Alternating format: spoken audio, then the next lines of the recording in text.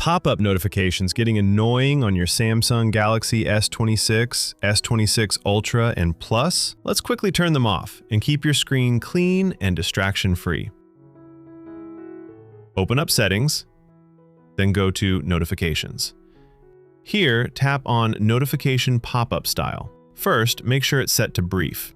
Now, scroll down and turn off Show Brief Pop-ups even while screen is off if you don't want anything lighting up your screen. Go back once, then tap on Hide Content while locked and set it to Hide when locked.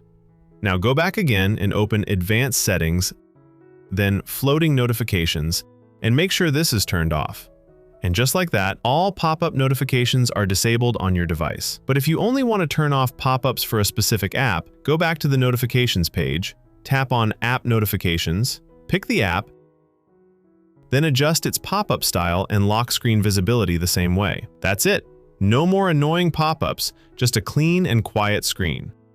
Thanks for your time.